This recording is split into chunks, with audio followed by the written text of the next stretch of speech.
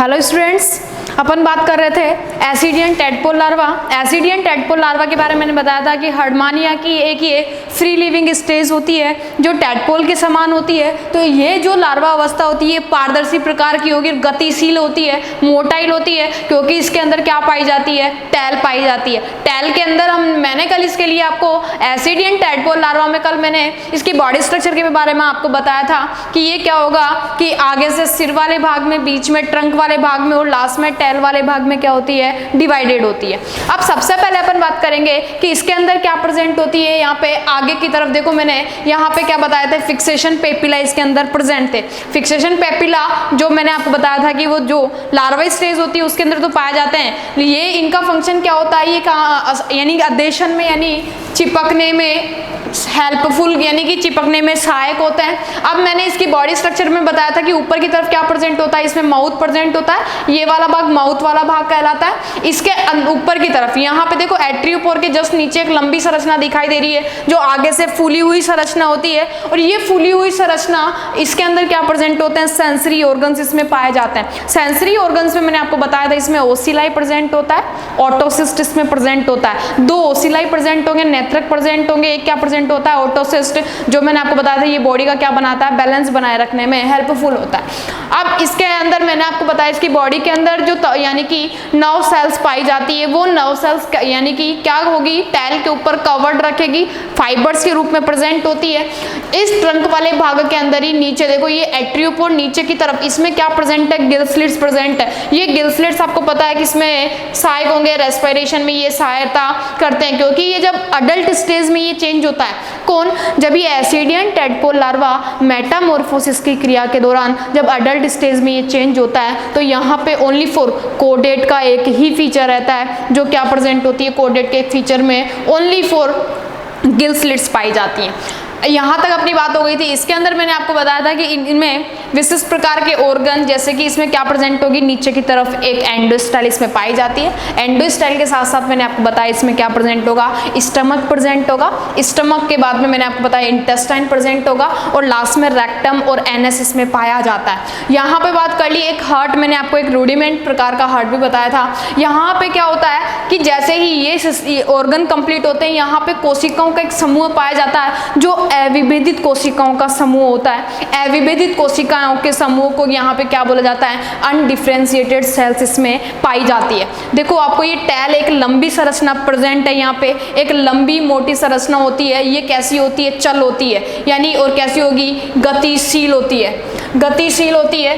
गतिशील होने के साथ साथ इसमें क्या प्रेजेंट होती है, यहाँ पे देखो एक ऊपर की तरफ आपको एक खोखली संरचना दिखाई दे रही है, एक लंबी संरचना जिसे क्या बोला जाता है, नर्व कोड कहा जाता है। ये नर्व कोड इसमें पाई जाती है जो कहाँ प्रेजेंट होगी, पृष्ठ की ओर प्रेजेंट होती है। इसके अंदर एक नोटोकोड उपस्थित होती है जो करैक्टर होता है किसका, कोडेट्स का। ओनली फॉर ये लार्वा स्टेज में ही नोटोकोड पाई जाती है। ये नोटोकोड प्रेजेंट हो यानी कि इसमें मेटामॉर्फोसिस की जब क्रिया होती है तो ये नोटोकोड भी क्या हो जाती है, डीजनरेट हो जाती है। ओनली फॉर लार्वा स्टेज में उपस्थित होती है। इसीलिए क्या जो ये इसकी टैल होती है, पूंछ होती है, वो कैसी होती है, गतिशील होती है। ये सारे करैक्टर अपन ने कल बात कर ली थी। इसमें मैं बताऊं कि इसमें जो कोडेट्स के समान इसमें फीचर्स पाए जाते हैं जो इसकी लार्वा स्टेज में उपस्थित होते हैं, उनकी मैं बात करूं कि इसमें क्या प्रेजेंट होती है, नोटोकोड इसके अंदर पाई जाती है। नोटोकोड के बाद में मैं बताती हूँ कि इसमें पृष्ठ एक खोखली प्रकार के नलिकाकार क्या होते हैं, इसमें गुच्छक उपस्थित होते हैं, गैंग्लियंस उपस्थित होते हैं जो तंत्रिका रज्जु की उपस्थिति के कारण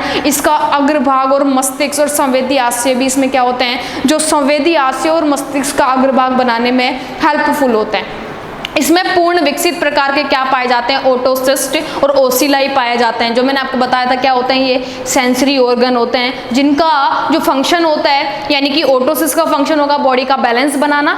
बॉडी का बैलेंस बनाने के साथ साथ जो ओसिलाई होते हैं, नेत्रक होते हैं, वो कैसे होते हैं, सेंसरी होते हैं। इसमें जो हार्ट होता है वो हार्ट मैंने आपको बताया किसके द्वारा कवर्ड होगा, हार्ट पेरिकार्डियम के द्वारा, पेरिकार्डियम उसके ऊपर क्या होता है, प्रेजेंट होता है। इसी के साथ साथ इसमें स्टिग्मेटा युक्त क्या प्रेजेंट होती है, इसमें फेरिंग्स, जो मैंने आपको हर्डमानिया में अच्छे से बताया था, स्टिग्मेटा युक्त क्या प्रेजेंट होती है, फेरिंग्स उपस्थित होती है। एवं पुच्छ के ऊपर, ये देखो आपको पुच्छ दिखाई दे रही है, इसके ऊपर क्या प्रेजेंट होती है, टैस ऑफ द फिन पाए जाते हैं, यानी कि यहाँ पे पंख अरे पाई जाती है, जो किस पे उपस्थित होती है, टैल के ऊपर उपस्थित होती है। ये बात अपनी हो गई थी कल। अब नेक्स्ट अपन बात करते हैं, कॉर्डेट के फीचर मैंने अभी आपको बता दिए हैं। अब इसके बाद में लार्वा स्टेज का अपन क्या देखते हैं, यहाँ पे हैबिटेट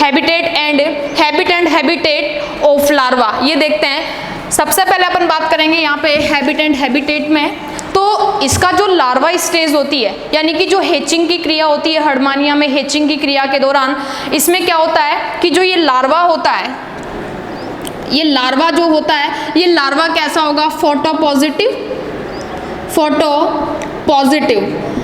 पॉजिटिव के साथ साथ इसमें हम बात करेंगे जियो नेगेटिव होता है, नेगेटिव प्रकार का। ये ध्यान रखना, इसकी जो लार्वा अवस्था होती है वो कैसी होती है, यहाँ पे फोटो पॉजिटिव, और इसका जो एक और होता है जियो नेगेटिव होता है। फोटो पॉजिटिव प्रकाश के, यानी कि प्रकाश की ओर आना, फोटो पॉजिटिव, जियो नेगेटिव यानी कि ये क्या होगा कि यहाँ पर गुरुत्वाकर्षण बल जो होता है उसके विरुद्ध कार्य करना, तो गुरुत्वाकर्षण के ये नेगेटिव हो रहा है। तो यहाँ पे बात करेंगे कि जो लार्वा स्टेज होती है ये फ्री होती है। इसी के साथ साथ ये क्या करती है कि इसके मुख के ऊपर क्या प्रेजेंट होता है, टेस्ट उपस्थित होता है, जिसकी वजह से ये क्या नहीं ले सकता, भोजन नहीं ले सकता। भोजन ना लेने की वजह से इसमें क्या होता है कि इसके जीवन के, यानी कि इसके लाइफ साइकिल के लिए क्या करता है कि अपनी जो लार्वा स्टेज के अंदर ये क्या कहाँ चला जाएगा, धीरे धीरे एक समुद्र की तली में चला जाता है। वहां पर बात करेंगे इसमें क्या होता है, धीरे धीरे इसमें मेटामॉर्फोसिस क्रिया, सबसे मेन पॉइंट यहाँ पे आता है मेटामॉर्फोसिस।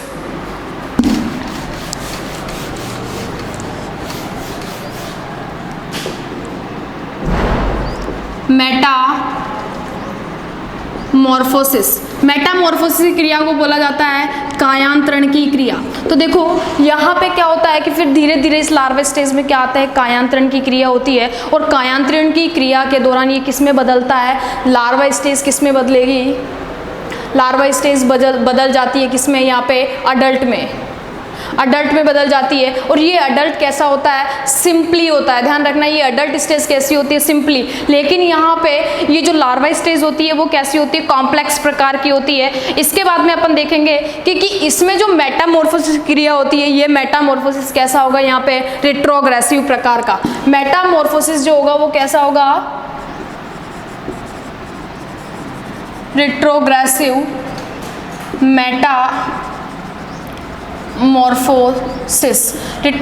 मेटामॉर्फोसिस को बोला जाता है प्रतिगामी कायांतरण। यानी कि यहाँ पे रेट्रोग्रेसिव मेटामॉर्फोसिस यानी प्रतिगामी कायांतरण होता है। इसमें क्या होता है, एसिडियन लार्वा के अंदर क्या पाया जाता है, मेटामॉर्फोसिस क्रिया एक विशिष्ट प्रकार की क्रिया होती है, जिसके दौरान क्या होता है, इसमें जो लक्षण पाए जाते हैं, जैसे कि मैंने इसमें कई प्रकार के ऑर्गन्स बताए, तो धीरे धीरे इन लक्षणों में क्या होता है कि ये एक प्रकार का क्रियाशील, स्वतंत्र और तैरने वाला और अधिक उन्नत लक्षणों वाला लार्वा होता है। ये एक सरल, स्थिर व सुसुप्त वयस्क में परिवर्तित हो जाता है। इसमें जो लार्वा होता है, ये लार्वा कैसा होगा, यहाँ पे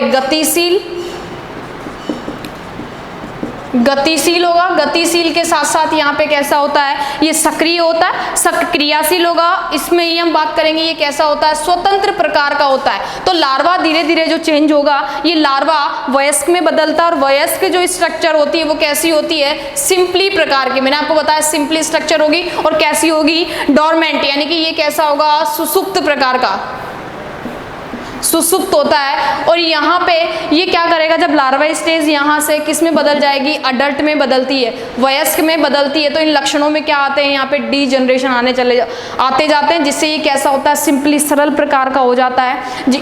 इस क्रिया को ही हम क्या बोलते हैं, यहाँ पे रेट्रोग्रेसिव मेटामॉर्फोसिस की क्रिया बोलते हैं। या फिर इसी में क्या होता है कि कई प्रकार के चेंजेस आएंगे। एसिडियन लार्वा में उपस्थित कई प्रकार की स्ट्रक्चर हो गई, जैसे नोटोकोड हो गया, तंत्रिका रज्जु हो गए, सेरिब्रल वेसिकल हो गए, ओटोसिस्ट हो गए, ये हमने सारी बात यानी कि करैक्टर में की थी। इनका धीरे धीरे क्या हो जाता है, अपहासन स्टार्ट हो जाता है। अपहासन के दौरान ये किस में बदल जाएगा, प्रतिगामी कायांतरण के दौरान ये एक सिंपल वयस्क में बदल जाता है। सिंपल वयस्क में बदलने के बाद में ये किस में, इसका जो यानी कि जो जनरेशन आती है वो कैसी आती है, हर्डमानिया की। इसीलिए सिंपली स्ट्रक्चर हो जाती है, जिसमें मैंने आपको हर्डमानिया बताया था। एक तो प्रॉपर बॉडी होगी, एक क्या प्रेजेंट होगा, इसमें फुट पाया जाता है। यहाँ तक अपने बात की। अब देखो रेट्रोग्रेसिव मेटामॉर्फोसिस की जो क्रिया होती है, ये रेट्रोग्रेसिव मेटामॉर्फोसिस क्रिया, यहाँ पे कितने प्रकार के, 2 प्रकार के चेंजेस होते हैं। ध्यान देना, रेट्रोग्रेसिव मेटामॉर्फोसिस में 2 प्रकार के चेंजेस होते हैं। एक तो होता है प्रोग्रेसिव चेंजेस, एक होता है रिट्रोग्रेसिव। ध्यान देना, यहाँ पे 2 प्रकार के चेंजेस आपको मैंने बताया। एक तो होता है प्रोग्रेसिव प्रकार के चेंजेस, दूसरा होता है यहाँ पे रिट्रोग्रेसिव प्रकार के चेंजेस। हमने बात की यहाँ पे ओनली पहले जैसे कि रिट्रोग्रेसिव प्रकार का मेटामॉर्फोसिस होता है, जिसमें 2 प्रकार के चेंजेस होंगे। एक तो होगा प्रतिगामी, इसे बोला जाएगा प्रतिगामी परिवर्तन, इसे बोला जाएगा अनुगामी। यहाँ पे देखो, सबसे पहले मैं बता रही हूँ आपको रेट्रोग्रेसिव प्रकार का चेंजेस इंपॉर्टेंट है, छोटा यानी कि क्वेश्चन यहाँ से पूछा जाता है। रेट्रोग्रेसिव प्रकार के चेंजेस में क्या होते हैं, जितने भी प्रकार के इसमें लार्वा स्टेज में करैक्टर पाए जाते हैं। लार्वा स्टेज में करैक्टर के लिए हम बात करेंगे, यहाँ पे जितने भी प्रकार के करैक्टर में सबसे पहले अपन इसमें यहाँ पे क्या प्रेजेंट है, टेल के ऊपर यानी कि क्या प्रेजेंट होगी, पुच्छ पंख, काउडल फिन है। तो काउडल फिन में यहाँ पे क्या प्रेजेंट है, रेज पाई जा रही है। आपको मैंने यहाँ पे बताया था टेस्ट यानी कि टेस्ट के ऊपर क्या प्रेजेंट है, रेज प्रेजेंट है। तो पुग यानी कि पुच्छ के अंदर काउडल जो फिन सहित उपस्थित होते हैं। रेट्रोग्रेसिव में काउडल फिन सहित ये उपस्थित होते हैं, लेकिन धीरे धीरे जैसे ही रेट्रोग्रेसिव चेंजेस आएंगे, इनका क्या हो जाएगा, डीजनरेशन की क्रिया हो जाएगी, जिसे क्या बोला जाता है यहाँ पे, अपहासन की क्रिया होती है। अपहासन की क्रिया के दौरान ये लक्षणों में क्या आने लगती है, कमी आने लगती है। इसी प्रकार संपूर्ण बॉडी में कायांतरण धीरे धीरे होता चला जाता है, और लास्ट में ये कायांतरण कंप्लीट होने के बाद में ये किस में परिवर्तित हो जाएगा, अडल्ट में ये परिवर्तित हो जाता है। अब नेक्स्ट अपन बात करते हैं, सबसे पहले एक कैरेक्टर, दूसरा कैरेक्टर मैं बताती हूँ। इसमें क्या, नोटोकोड। नोटोकोड भी क्या होती है, यहाँ पे डीजनरेट होती चली जाती है। नोटोकोड के बाद में हम बात करेंगे जो नर्व कोड है, ये नर्व कोड भी क्या होती है, डीजनरेट होती चली जाती है, क्योंकि टेल भाग में मैंने आपको बताया था नोटोकोड और नर्व कोड क्या होती है, पाई जाती है। तो ये धीरे धीरे क्या होती है, यहाँ से डीजनरेट होती है। नेक्स्ट अपन बात करते हैं, इसमें अधेसिव पेपिला पाए जाते हैं, जो आसंजक अंग होते हैं, जो आसंजन अंग होते हैं, आसंजक अंग होते हैं, जो क्या होते हैं, धीरे धीरे वो भी क्या हो जाएंगे, डीजनरेट होते चले जाते हैं। लार्वा स्टेज के अंदर मैंने आपको बताया था इसमें संवेदी अंग होते हैं। ये संवेदी ऑर्गन भी क्या होंगे, टूटकर लुप्त हो जाते हैं या विलुप्त हो जाते हैं, जिसमें हम बाद में बता रही हूँ आपको। आसंजन अंग के बाद में संवेदी अंग, संवेदी अंगों में मैंने आपको बताया था, संवेदी अंगों में क्या प्रेजेंट होते हैं, इसमें ओसिलाई और ओटोसिस्ट, ओसिलाई और ओटोसिस्ट इसके अंदर पाया जाता है। ये धीरे धीरे टूटकर क्या हो जाते हैं, टूटकर लुप्त हो जाते हैं ये भी। नेक्स्ट अपन बात करते हैं नेक्स्ट कैरेक्टर की, कि जो यानी कि रेट्रोग्रेसिव में चेंजेस में आते हैं, लार्वा स्टेज से चिपकने वाले जो अधेसिव पेपिला होते हैं वो डीमोडिफाई होते हैं, लेकिन यहाँ पे वेरिएशंस आ जाते हैं। जो जैसे ही ये तली में जाते हैं, तली में चिपकने में ये सहायक कौन करते हैं, यहाँ पे ये पेपिला सहायक करते हैं। नेक्स्ट अपन इसमें बात करते हैं, यहाँ पे नेक्स्ट अपन बात करेंगे कि इसके अंदर संवेदी ऑर्गनों में मैंने आपको बताया ओटोसिस्ट, और यहाँ पे ओटोसिस्ट के और एक ओसिलाई है, इनमें चेंजेस आ जाते हैं, ये टूटकर विलुप्त हो जाएंगे, लेकिन ओनली फॉर यहाँ पे अधेशन जो अंग है वो रह जाते हैं, जिससे ये क्या करते हैं, बॉडी में वेरिएशंस इसमें होने के बाद में ये क्या करते हैं कि तली के अंदर चिपक जाते हैं। नेक्स्ट अपन बात करते हैं दूसरा कौन सा आएगा, एक तो मैंने आपको बता दिया पहला तो रेट्रोग्रेसिव, लेकिन दूसरे की बात करें प्रोग्रेसिव में क्या होता है, डीजनरेशन की क्रिया तो ऑलमोस्ट किस में होगी, रेट्रोग्रेसिव चेंजेस में ऑलमोस्ट होगी, लेकिन प्रोग्रेसिव जो अनुगामी है, अनुगामी परिवर्तन जो है, अनुगामी परिवर्तन के अंदर विशिष्ट प्रकार के यानी कि डीजनरेशन तो रेट्रोग्रेसिव में होगा, लेकिन प्रोग्रेसिव में क्या आते हैं, परिवर्तन आते हैं, लक्षणों का अपहासन नहीं होता है। देखो यहाँ पे अनुगामी में मैं आपको बता रही हूँ कि पूंछ जो इसका टैल वाला भाग है वो क्या होता है, यहाँ पे धीरे धीरे विलुप्त हो जाता है, लेकिन इसके अंदर ये जो कैसी हो जाती है, नाशपाती आकार की, ये कुंडलित होकर के कुंडलित होकर कैसी हो जाएगी, नाशपाती आकार की। लेकिन इसमें क्या रह जाता है, यहाँ पे मैंने आपको बताया था नोटोकोड और नवकोड प्रेजेंट होती है किसके अंदर, टैल के अंदर। तो टैल के अंदर यहाँ पर टैल विलुप्त होने के बाद में इसका जो धड़ वाला भाग है, ट्रंक वाला भाग है, धड़ कैसा हो जाता है, यहाँ पे धड़ आकृति कैसी हो जाएगी, पियर शेप हो जाएगी, यानी कि नाशपाती आकार की हो जाएगी। इसके चारों ओर क्या प्रेजेंट होता है, एक्टोडर्म या लार्वा स्टेज उपस्थित होती है। इसी के साथ साथ इनमें जो आसंजक क्या पाए जाएंगे, यहाँ पे आसंजक प्रकार के एम्पुला और पृष्ठ प्रकार के पार्श्वीय प्रकार के आसंजक पेपुला पाए जाते हैं। ये आसंजक पेपुला किसमें सहायक होते हैं, जिसको मैंने बताया था फिक्सेशन पेपिला,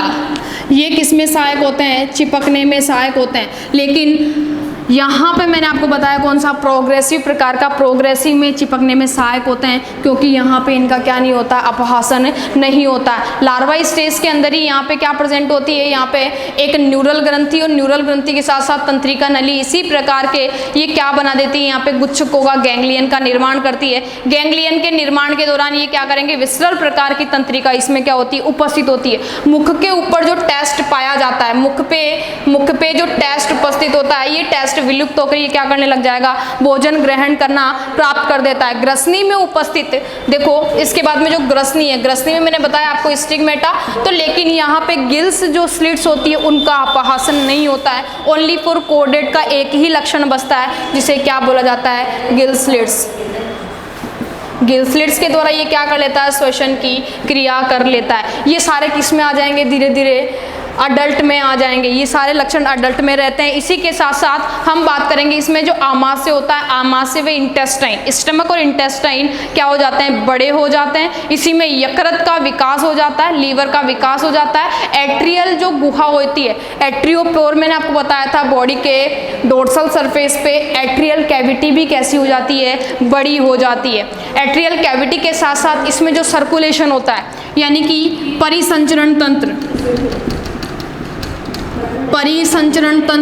यहाँ पे परिसंचरण तंत्र के लिए मैंने आपको बताया था कि जो हार्ट होता है वो पेरिकार्डियम के द्वारा निर्मित होता है। लार्वा में उपस्थित मीजोडर्मल सेल्स कैसी हो जाती है, यानी कि मीजोडर्मल सेल्स से वयस्क में, जो अडल्ट में जो गोनाड्स होते हैं, ये गोनाड्स जनन वाहिनियों का क्या कर लेते हैं, निर्माण कर लेते हैं। गोनाड्स के द्वारा किनका निर्माण होता है, जेनाइटल, यहाँ पर वेसिकल का या जेनाइटल ट्यूब्स का फॉर्मेशन हो जाता है। लास्ट अपन बात करेंगे यहाँ पे जो टेस्ट होता है, टेस्ट का विकास कंप्लीट नहीं होने के बाद एक संपूर्ण जीव को घेरे रखता है, कौन, टेस्ट घेरे रखता है। इसके पश्च सिरे के ऊपर क्या प्रेजेंट होता है कि मोटा मजबूत फुट पाया जाता है, जिसके द्वारा ये क्या करता है, जंतु किसी भी सतह से चिपकने में सहायक होता है। ये अपनी बात किसके लिए हुई, यहाँ पे एसिडियन टैडपोल लार्वा में दो प्रकार के मेटामॉर्फोसिस हुआ। पहले रिट्रोग्रेसिव, जिसमें दो प्रकार के चेंजेस आए, एक तो प्रोग्रेसिव प्रकार का, एक आया रिट्रोग्रेसिव प्रकार का। अब अपन इसमें significance of ascidian tadpole larva की बात करते हैं, यानी महत्व की बात करते हैं। सिग्निफिकेंस ऑफ टैडपोल लार्वा, यानी कि महत्व में हम बात कर सकते हैं, ये किस में सहायक होता है, यहाँ पे टैक्सोनॉमी में सहायक होता है, यानी वर्गीकीय महत्व में आता है। दूसरी अपन बात करते हैं, ये जातिवर्तीय जो महत्व होता है उसमें ये यूज आता है। कौन, यहाँ पे एसिडियन टैडपोल लार्वा के जो करैक्टर और चेंजेस आते हैं वो हम यानी कि डिस्क्राइब करने के बाद में हमें पता चलता है, एक तो टैक्सोनॉमी में हेल्प करता है, इसी के साथ साथ ये किसमें करेगा, फाइलोजेनेटिक में ये हेल्प करता है। लास्ट अपन बात करते हैं, ये प्रकीर्णन डिस्पर्सल के अंदर भी ये यूजफुल होता है। तो ये अपनी बात, आज अपना चैप्टर कंप्लीट होता है ascidian tadpole larva. Next class में देखते हैं, आज के लिए थैंक यू।